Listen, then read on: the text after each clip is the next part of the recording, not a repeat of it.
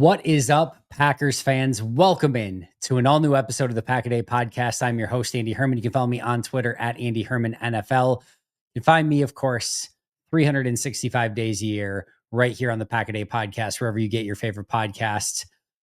We made it. It is day one of training camp. We have waited for what feels like forever, for so incredibly long, just for there to be mostly real Packers football again. This is still day one of training camp. No pads. We'll go over that in just a moment as well. It doesn't matter. It still feels absolutely incredible. I hope your day is kicking off well. I hope you are as excited as I am.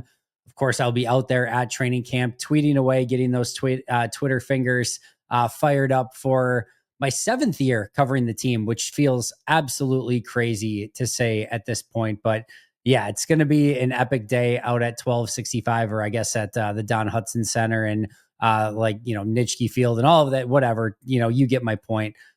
Just being out there back at the practice field, seeing all these guys practicing, it's going to be absolutely epic. I cannot wait. And again, I hope you guys, I know you, I don't even know why I say I hope. I know you guys are as excited as I am. So we've got a lot to go over today. Today, we're going to be previewing everything from a Packers training camp standpoint, the things I'm going to be keeping an eye on, some news, some notes, some updates, all that sort of stuff. So we'll get to that in just a moment. Before we get there, shout out to Tom Liking for becoming a all new Pack a Day podcast YouTube member. We're just kicking off the season, right? Training camp starts today. We've got preseason, of course, a full training camp, family night. And then from there, we're going to get right into cut downs and the regular season. And this whole thing is going to fly by before you know it. But now is such a great time to become a Pack a Day podcast member. If you've not done so yet, check those out over on YouTube. Just a couple of PSAs here for the Pack a Day podcast, the channel, etc. First of all, make sure that you are subscribed to the YouTube channel, because there is going to be a ton of content that's going to be coming out during the course of training camp. We are going to be doing live shows. We are going to be doing training camp updates. Of course, our normal daily episodes. There's going to be a lot going on. You're going to want to make sure that you are, number one, subscribed, but number two, getting those alerts turned on as well. So every time a new piece of content, a new episode, a new live show is out there, you're going to be notified of it right away. So make sure to hit that little bell and get those notifications. Of course, if you're listening on the audio side, make sure that you are getting those automatic downloads in as well. As far as a training camp cadence, right? My expectation, I have the Pack a Day radio show in the morning from 8 to 9 a.m. If you're not checking that out, make sure to do that as well. And then Matt LaFleur, tomorrow we have, or today I should say, as you're listening to this, we have Goody at 9:20. I'm going to cut out of the radio show early so I can go do Goody's press conference. But then most days it's going to be Matt LaFleur at 9:50, training camp at 10:30. Practice will go on. As soon as training camp is done, I will be driving here back home. And it usually takes me about 25 minutes, a little bit less than that, to get from Lambeau to, my humble abode here in the, Casa Pack a Day. And as soon as I get home, I'm going to throw some notes together. And then I'm going to be doing that live episode, immediately recapping everything that I saw, like my gut reactions to training camp, right? And then the following day, you'll get the full update of everything you need to know from the previous day's training camp. So we'll do the live show immediately as soon as it's over, and then the full longer episode on everything that happened from A to Z, again, from the previous day's training camp. So that's going to kind of be your cadence. Ross Uglam's going to be popping in with some extra episodes. We'll be doing some YouTube shorts and things like that as well. So keep an eye on all of that. And again, audio cadence will remain the same. As soon as that live show is done, I'll be uploading the audio file to the audio channel as well. And then, of course, daily episodes for myself and everyone else on the team. Also, putting a lot more time, effort, and energy into the TikTok channel. So go follow Pack a Day Podcast over on TikTok, and we're going to be doing a lot more short form content over there over the course of the season. So that is going to be must subscribe. So go check that out over on TikTok. Of course, as I mentioned, Pack a Day radio show. What I want to mention here is that is now up on YouTube as well. When we usually have, great guests every single day. Already this week, we had Ryan Wood on Monday, Paul Brettel on Tuesday, Mike Spofford's coming on this morning on Wednesday, which I'm looking forward to talking to him, Bill Huber on Thursday. And then on Friday, we've got Tyler Brook. So we've got an awesome slate of guests. You can check out all of those interviews on the Pack a Day radio show YouTube channel. So make sure you're checking out that as well. And then the last thing I'll say here, last PSA, Pack a Day audio channel. All right. If you are not checking out that, if you're just on YouTube, the audio channel has the episodes that I do on the video side, but we have a whole team, 20 plus people that are putting out an additional Pack a Day podcast every single day. They're phenomenal. And if you're missing those, you are missing out because those are fantastic every single day as well. All right. Enough PSAs. Let's get into our training camp preview and primer. First things first, new locker room for Green Bay. Looks fantastic. If you haven't checked it out yet, the Packers posted numerous videos. Josh Jacobs did a fun video with it. They also have a lot of photos out there of it. Looks fantastic. I'm excited to eventually get in there and see what that looks like. But I'm sure that is going to be a big buzz tomorrow as the media gets access to that for the first time. And again, player availability will be in there as well. So really, really cool. Looks fantastic. Looks amazing.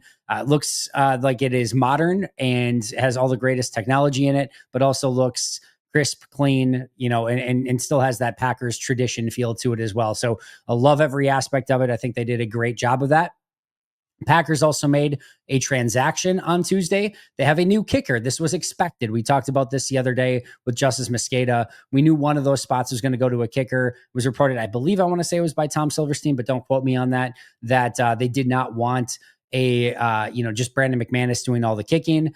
We wondered if it would be just any kicker or if it'd be another international pathway program kicker. It is, in fact, another international pathway program kicker. It is Mark McNamee, who is a former soccer or, European football player, if you will. Here's what Justice Mosqueda got from an international pathway program representative. Quote, "We found him in Ireland playing Gaelic football in the GAA while working full-time in IT. Had been kicking footballs with our kicking coach and for about a year prior to working him out last winter. So transitioning to football was on his mind for some time. Tough kid with a strong leg." We've talked a little bit about international pathway program kicker before and why I actually like how Green Bay is utilizing that. It makes sense for so many reasons. First of all, to find an international player, and it seems more and more, especially with this move, that El Gersma is not eligible. We know he's not eligible, by the way, for the international pathway program. There was some thought that he might be eligible for the exception. It does not seem like that's the case. Otherwise, they just seemingly would have utilized him at this point. So it seems like El Gersma is not eligible for even the exception. We know he's not eligible for international pathway program.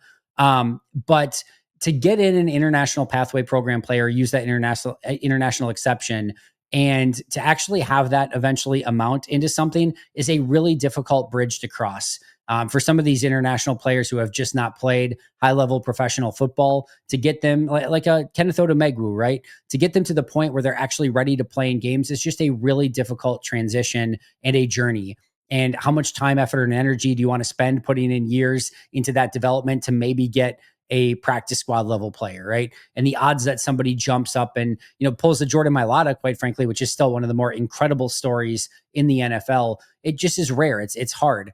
So Green Bay using that international pathway program and that exception on a practice squad kicker, that 17th practice squad spot on a kicker, I really like for a variety of reasons. But most importantly is you really do never want to go into a game without a kicker. It is a real catastrophic situation where extra points become a nightmare, kickoffs become a problem. You're just basically taken out of all field goal opportunities and just made to go for it. And that becomes a real test for coaches and decision making and just a team in any given game.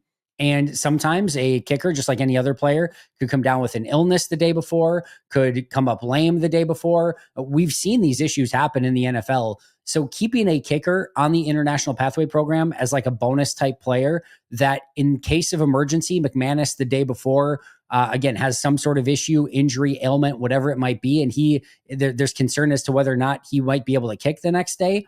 Being able to just call up somebody that's already in your building or is making that flight with you to wherever you're playing, that is a huge potential aspect of having that player on the international pathway program and just using that for that exact thing, because you can still call those players up. Even with the exception in the international pathway program, you can still call those players up for game day, just like any other practice squad player.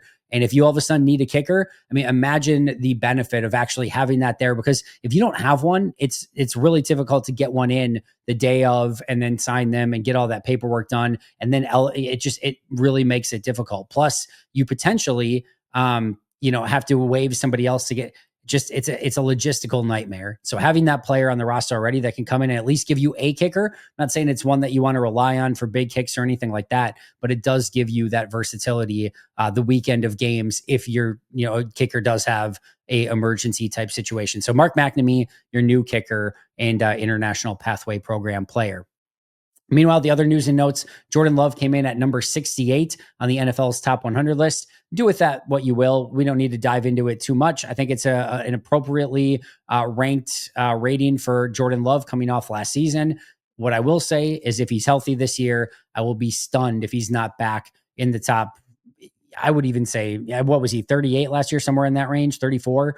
I bet he's back in that range or even above that this upcoming season, assuming he's just able to stay healthy, which of course was a bit of an issue this past year in 2024.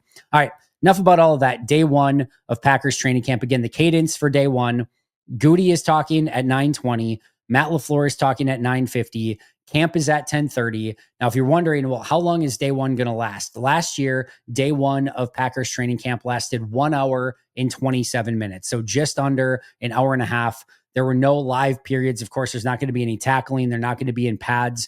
It will mostly be like a OTA or mini camp. All right. These are the ramp up periods. It's still going to be great to see them out at practice. It's still going to be amazing. The buzz will be there. It'll feel different than an OTA or minicamp just because there's going to be fans there as well. But don't expect a bunch of crazy team activity. There will be some team. They will do some of that. There will be some semi-competitive periods and things like that. But outside of that, not going to be the craziest practice that you've ever attended or heard of in Packers history. We'll put it that way. Of course, once practice is over, there will be locker room availability. So that will come back. They did not have locker room availability during OTAs or mini camps because the new locker room was being built, but that will come back for training camp practice day one. And I'm sure you'll see a bunch of, tweets out there and, newscasts of players being interviewed and things like that. So we'll hear from some players in the locker room immediately following day one of camp as well. One thing that I wanted to note is this comes up every single year of why are you not tweeting out videos of practice, or why are you not doing team activities, or what? Here's what you need to know for a tweeting standpoint from the media. And I'll go over the fans as well. Fans is probably easier first. So the fans are told what they can, they can take certain pictures of certain moments. They're not allowed to take video of camp. And they have multiple people patrolling the stands. And if there's any sign that you're taking video, they could either make you delete the videos, they could have you leave practice, they could kick you out. They could do a variety of different things. So they're monitoring it pretty closely in the stands for fans. From a media standpoint, remember that anyone that's on that sideline, from a media standpoint, is a credentialed media member, that is credentialed by the Green Bay Packers. And if you break the rules, they can take that away. And nobody along that sidelines wants to get their credential taken away because they are tweeting or taking video of something that they're not supposed to be doing. So what Green Bay does is you get to practice and they give you a roster if you want it. Usually I just use my phone. And then they give you a little tiny sheet of paper that says what you are allowed to shoot during practice. And what that says is usually the stretch or the warm up, if we're able to see that. Usually in camp, we're not. They usually do that in the Hudson Center and then come out after that. And then on top of that, they give you which periods again that you can video, and that is usually just individual. And even during certain individual periods, they'll be like, you can't. There might be special team stuff that's being taken place at the same time. You can't take any video of that. Basically, if any remote sort of team activity is taking place, or there is a lineup of players, or there's anything like that, it's completely off limits. If there's anything special teams related, it is completely off limits. So that's why you see usually the same sort of canned videos of a running back going through the gauntlet drill, or a receiver just catching a pass down the sidelines, from a quarterback that's not like an actual live rep. Like they're just going through basically like warm-ups in those situations. You see a safety, the backpedaling and then coming up to catch the ball. You see a linebacker working on the, tackling the donut or whatever. It's the same videos that you're basically seeing every year, because those are the only periods that we are allowed to take videos of. Certain periods or certain position groups are easier to tape and video than others, which is why you see not as maybe as much as the defensive tackles or defensive ends because they're further away, and so on and so forth. So you might be thinking, Andy, just use a burner account. Okay, sure.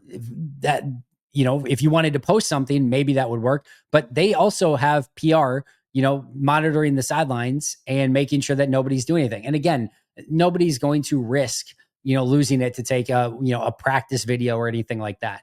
So I would love to take let me just say this, rather than me tweeting every little detail of everything, it'd be so much easier just to go this and record it. Oh, play's done. Boop, tweet. It would be so much easier. It would be so much better. People would like that a whole heck of a lot more. It doesn't work that way. So if you're wondering why anyone along the sidelines isn't tweeting team activities, even though other teams are doing it, that is why. You are at risk of either getting kicked out of practice if you're on the fan sideline or losing your credential if you're on the media sideline. And I will just tell you wholeheartedly, I do not want to lose my credential. That would be a massive bummer. And I don't think anyone wants that either, because you're going to lose all the live tweeting and, all the other stuff that goes along with that. So that is why you will not see anything, tweeted from a video standpoint, other than pretty much some pretty lame individual drills and things like that. All right. Noteworthy that the Packers still have 2 transactions available. So they have 2 roster spots and they could add 2 more players. I would think that they would want those for day 1 of training camp, but it's not guaranteed. But there could be a couple players that we're maybe not expecting that gets finalized the day of, day 1 of camp. And we'll see if there's any additional players out there, but they do still have 2 open roster spots available as we're recording this. All right, things you should note. We've talked about a lot of these things all throughout the course of the offseason, but kind of going through them a little bit more lightning round here as we get set for day 1 of camp. Should be worth noting that there are 3 primary new coaches that are out there that you should be aware of, that we'll be keeping an extra eye on as camp goes along. DeMarcus Covington, the new defensive line coach, which is really the one that's in the spotlight to try to get the most out of those 4 first-round picks: LVN, Kenny Clark, Devontae Wyatt, Rashawn Gary, and of course, all the other draft capital and money that they've put into those positions as well. He's going to have his hands full with trying to get the ROI that I think everyone's hoping for from that specific group. So DeMarcus Covington, new defensive line coach. Sean Mannion, new quarterbacks coach. Tom Clements, no longer there. Sean Mannion has the task of getting the absolute best out of the franchise quarterback, Jordan Love. We'll see how Sean Mannion performs in year 1 as Packers quarterbacks coach. And then Sean Duggan, I should say, taking over for Anthony Campanelli at linebackers coach. We saw Edgerrin Cooper, take a massive jump in his rookie season from beginning of the season to the end of the year. What we can't see is Edgerrin Cooper take any sort of step back. We saw Quay Walker play some of his best football midway through last year before suffering an injury, and we would love to see that version of Quay Walker again. They've got some interesting pieces in Isaiah Simmons and in Tyron Hopper that need to take, that next step in their careers, respectively. So this is a huge opportunity for him as well. So DeMarcus Covington, Sean Mannion, and Sean Duggan are the 3 new coaches that you want to kind of keep a little bit of an extra eye on and what their specific groups are doing throughout the course of training camp. As training camp opens and, there's no pads on for, first couple days of camp and things like that, don't expect any revelations or any major takeaways from either the offensive line or the defensive line. The same thing for edge rusher, etc.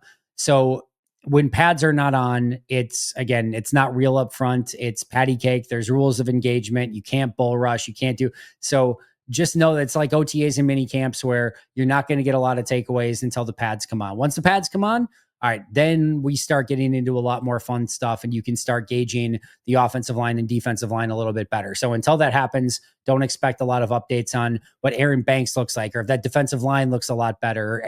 It just doesn't really matter until those pads come on. And really until we see it in regular season, even then that's going to be far more important, but we'll get a better look at it once the pads actually come on in training camp in a few days. What will be worth noting on the first couple days is, first up, attendance.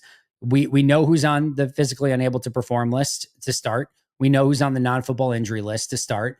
Is there anyone else that's not practicing that's in the rehab group? Do any of those players pass their physical before day 1 of camp and are able to practice on Wednesday. So attendance will be taken, and we'll keep an eye on everyone that is and isn't practicing. And then what do the lineups look like? Matt LaFleur will be the first to tell you that those lineups do not matter whatsoever. They don't, but they also do. And of course, we want to know who's lined up where and everything like that. So we'll be definitely keeping an extra eye on that. And then anything noteworthy, I'm sure there'll be maybe some 2-minute periods and some, either red zone or other semi-competitive periods. And we'll be keeping a very close eye on those as well. Of course, we're going to be looking for some updates from Matt LaFleur and Brian Gutekunst as well.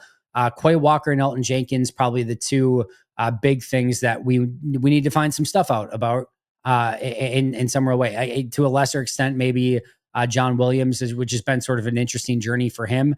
But Quay Walker, is this just contract related? Or is it just injury related, or is there a contract related issue with Quay as well? And then of course, Elton, where things stand, I doubt we're going to get much of an update. Is there actually an injury? Well, we'll see what we can find out about Elton, but I think Quay is the big one to see if there's any sort of real update there, if this is just, again, injury, or if there's something a little bit more that's going on with Quay that's keeping him out of practice and on the PUP list to start training camp. So we'll keep an eye on all of that. And I'm sure there'll be some other key takeaways from Goody and Matt as well as they speak before day one of training camp, but going to be great to hear from them. And again, just get back in the full swing of things on Wednesday or today as you're listening to this. Some new players that of course we're going to be keeping an extra eye on. Early rookies like Matthew Golden, Anthony Belton, Savion Williams. Hopefully that red jersey is off of him. Baron Sorrell. I think all of those are going to be worth an extra eye. Warren Brinson probably would be in that category as well.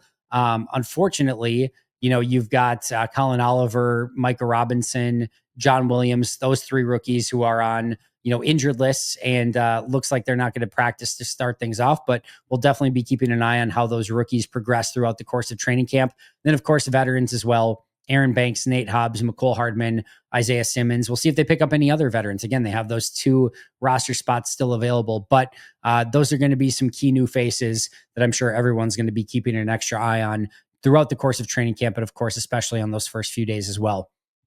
We also have the start of some very interesting roster battles. QB3, Taylor Elgersma versus Sean Clifford should be fun. The backup running back spot. And what I'm going to say here is Emmanuel Wilson versus Chris Brooks. Could both of those players make it? Absolutely. But there could only be one spot. And if there is, that battle is going to be a really fun one to watch. I want to see what those two look like throughout the course of camp.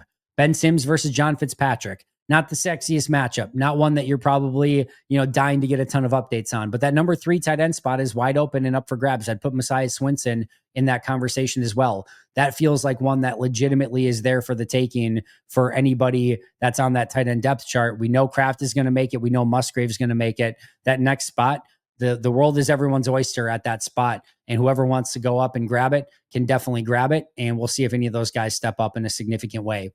Wide receivers like all over, right? So the wide receiver depth chart, just meaning who, how does it eventually sort of stack up? Target shares, like who ends up actually getting the most targets. I think just because maybe you're, getting snaps and things like that doesn't necessarily mean you're targeted more. So I think the depth chart, who's getting more snaps, but who's also getting the most targets. Then the back of the roster, right? So that final spot, you could be looking at Bo Melton versus Malik Heath versus McCole Hardman for that number 6 wide receiver spot. That's going to be a ton of fun.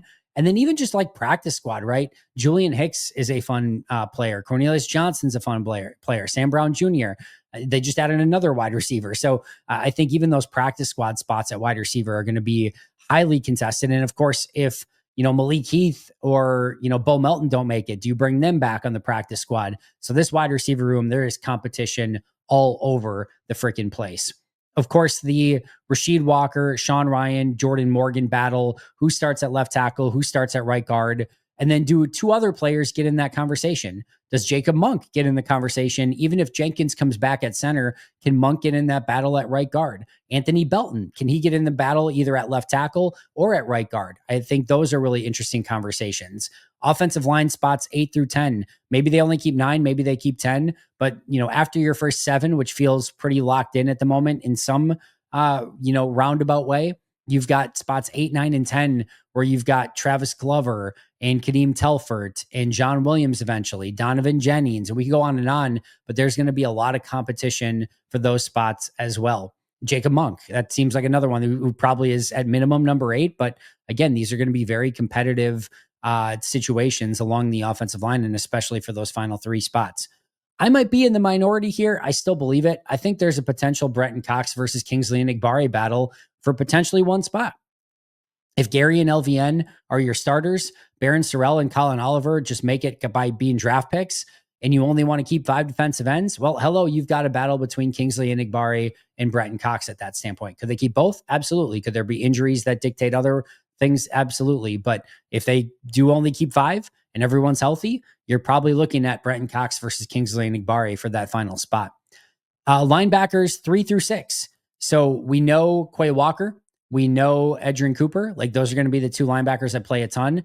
Who's your number 3? I'm assuming it's going to be McDuffie, but can Tyron Hopper get in that conversation? Can Isaiah Simmons get in that conversation? And then after that, who's 4? Who's 5? Christian Welch versus Jamon Johnson for that potential number 6 spot.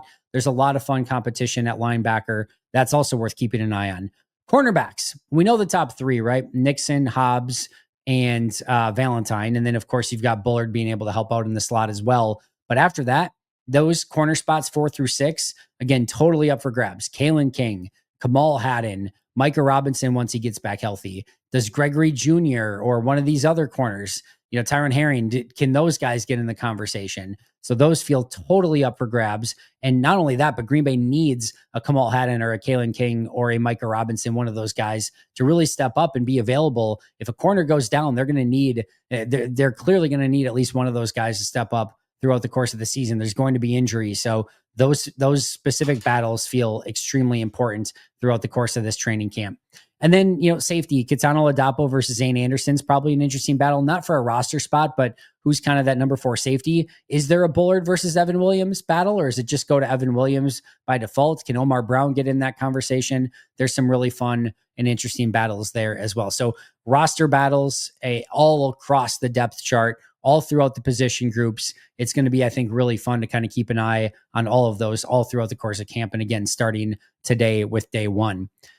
Goes without saying, but all eyes are going to be on Jordan Love. If you want to make a run at this thing, if you want to be a special team, if you want to be a special franchise, you usually need a special quarterback. I think everyone believes, and I shouldn't say that. That's very not true, but there's a good portion of the fan base that believes that Jordan Love has that ability to be special. But the big question is consistency. Can he show it consistently throughout camp, preseason, if he actually gets time? But more importantly, when the lights are on in big moments throughout the course of the regular season. And I think that big thing too is, last year he kind of had that identity crisis of, am I a gunslinger or am I going to take really good care of the ball? When he was a gunslinger, he was making big plays, but he was also throwing picks. When he was taking care of the ball, he wasn't throwing picks, but he wasn't making those big plays as often. He's got to find that sweet spot. We saw that sweet spot at the end of 2023. We need to see it more consistently in 2025. But again, it goes without saying, all eyes will be on Jordan Love. And if there's another player that you're sort of keeping an extra eye on, not out on the field, but maybe off to the side, it's Christian Watson. What does his progress look like? Is there any chance that he could be ready? I don't think week 1. I would think out of the question. I'm not going to rule anything out, but that seems super aggressive. I'm still assuming like midway through the season at some point, but if he could be available week 6, like that would be incredible. And just kind of what his, rehab looks like. And it's already been noted by Matt LaFleur that he has been ahead of schedule. Is that still the case as well? So just to get an extra eye on Christian Watson throughout camp. Of course, there's been a whole bunch of different themes that have come up as well. Pressure. What can Green Bay do with their front 4? We talked about that with DeMarcus Covington as well. They need to be able to get pressure with their front 4. Hasn't been consistent enough. That's going to be a key theme. Drops on offense. There were drops galore and receiver error galore in 2024. That cannot happen again. Those guys have to be way more consistent. There needs to be a step up from that group. What does that look like? Urgency. We heard it from Brian Gutekunst right at the start of the offseason, at the end of last season, right? There needs to be a level of urgency. Do we see that? Do we feel that? Is it tangible? Can they kick off the season with the win against Detroit? Like, all of these things are really, really interesting. And I want to see how that call for urgency kind of plays out throughout the course of camp and going into the start of the season. And then the last one is development. This is a team that's supposed to be a draft and develop. There was too much stagnation and taking a step back in 2024. There needs to be progress and growth in 2025. And again, like Brian Gutekunst said, that sense of urgency. It's time to start winning championships. I want to see legitimate growth from these players. It can't just be, yeah, well, Edgerrin Cooper took a small step back, or, whatever. Like, we need to see guys take that step, average players to good players to great players to star players. We need to see that throughout the roster. It can't just be like, yeah, everyone kind of looks good. They look the same, or there's a couple guys that took a step back, maybe one guy that took a step forward. Can't be like last year. Has to be much more consistent. And we need to see that growth in really what I consider like year 3 of the Jordan Love era at this point. Of course, we're going to be keeping a close eye on injuries.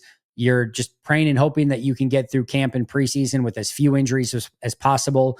We know that you need some injury luck throughout the course of the season, and that the entirety of training camp and the season is a war of attrition. So hopefully we don't see many injuries and just players that are out to begin camp.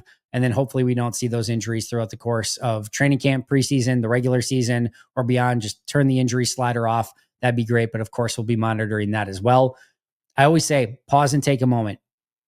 Take your eye off of the 90 players that are out there and trying to keep an eye on everything, and enjoy some of the really great players out there. I know I'm going to try to keep an extra eye on Xavier McKinney, like the Bakhtiaris, the Devontae Adams, the Jair Alexanders, the Aaron Rodgers, the best of the best in their prime. It's worth it to just take some time at some of the practices and just really enjoy the greatness that some of these players have. So I know for me personally, like I said, I'm going to be taking a little bit of time to really enjoy Xavier McKinney, how he goes about practice, and how he continues to become a better player, practice after practice, game after game, year over year. That's just his progression. That's just his growth. That's just his mindset. And I want to take an extra, moment or two to just appreciate, what he can do out on a football field. So I'll certainly be doing that as well. That day one energy is going to be epic. It's going to be amazing. Again, probably only about an hour and a half practice, but there's something magical about the first day of training camp. I cannot wait to get out there. If you have the ability to get out to training camp, whether it's on day 1, day 8, day 12, whatever it might be, get out there. It's always fun. It's always amazing. I cannot emphasize it enough.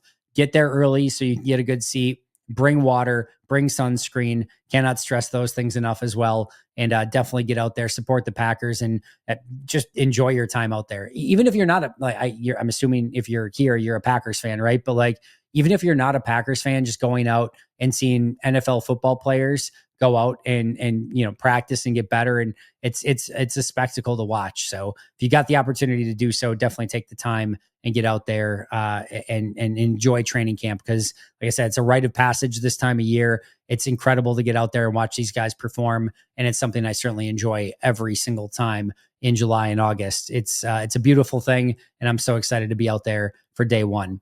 As mentioned, as soon as practice is done on Wednesday and every other day following, I'm going to be heading home immediately, putting some notes together, and immediately going live to get you all the information that you need. Of course, I'll be breaking everything as I see it on Twitter as well, so you can keep an eye on all the updates over there at Andy Herman NFL.